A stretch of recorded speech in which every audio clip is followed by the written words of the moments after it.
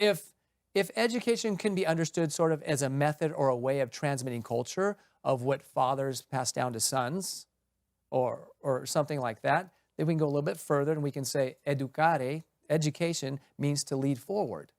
And we're assuming that it means to take someone from the darkness of error and lead them forward into the light of truth. And truth, as we know, John Paul II said, it was the convergence of the mind and reality. Yeah. And what precedes truth is knowledge. Aquinas said something to the effect of the equation of thought and thing. Yes. Yeah. Yes. This might be a good time. I threw this up on the screen because I wanted you to talk about it, and that is the most popular allegory in all of philosophy, that is Plato's cave. Right. So for those who aren't aware of this, would you explain it to us? I can try. Yeah. It's very beautiful. This is in beautiful. Book 7 of the Republic. Yep.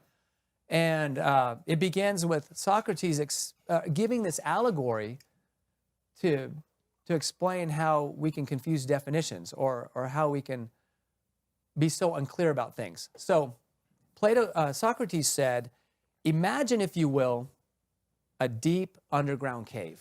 Right. Right? And this picture is very helpful because you can see the cave here.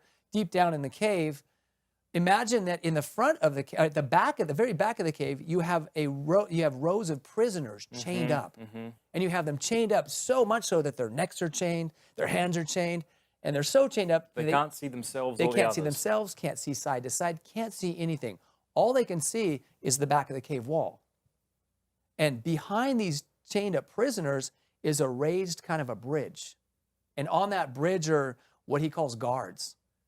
And there's also a man-made fire. You see a fire back here, artificial light. So there's this artificial light. You have guardians on the bridge that are holding up objects. And the light from the fire is casting a shadow on the cave wall of the thing. And the prisoners sit at the bottom of the cave.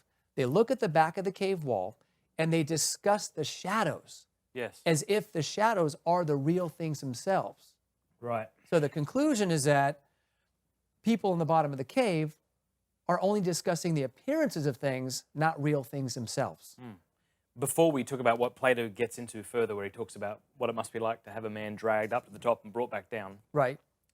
How does this now apply, do you think, to modern education? Well, this applies beautifully to modern culture and really to all modern cultures and civilizations. We're born into certain patterns of thinking and thought, and the things that bind us at the bottom are certain ideologies that prevent us from making further inquiries into what things really are. Okay. Sort of just things we take for granted. Give me an example. Well, we take for granted that, well, for example, school, what we call a school, is where someone goes to be educated. Yeah. That's a shadow on the wall. Huh. It's Why? Because there is the appearance of education. You have a teacher and students coming together, and what looks like teaching goes on. But teaching is going on, isn't it? Teaching is going on. Right. They are being led out of the darkness of error into the light of truth to some degree? No. No? No. They're being... My job's to push back on you. Yes, I'm glad you did. They're being taught details about the shadows in the bottom of the cave. And they're being taught the error itself, that those shadows are all that matter. All right. Now, you got to flesh that out for us. Like, give us some concrete things. Okay. Like, what are some things that teachers teach their students which are good? You know, things about temperature and measurements and history and geography and... Okay, that's a good example. So if we teach all the material sciences, we teach geography, we teach how to take temperatures and things, all those are good in and of themselves as material sciences. And the problem is, by appearances, the modern school suggests that that's the highest and best way to measure and know things. And those are merely external, accidental attributes of things in reality. Okay. So if we leave the public schools and believe that the highest way of knowing is by the material sciences, that's just a false conclusion. What's the right conclusion? Well, the right conclusion, as we know from Revelation, is that God exists, God made all of reality, God revealed the truth through Christ, and theology is the matrix of all reality and truth. So we know philosophy, which is a smaller science, is the handmaiden of theology. Okay. And we also know that the material sciences ought to be the handservants of philosophy. In a proper education, philosophy is the lens through which we should see and order all the other sciences. That's a quote from Newman in Idea of the University. Yeah.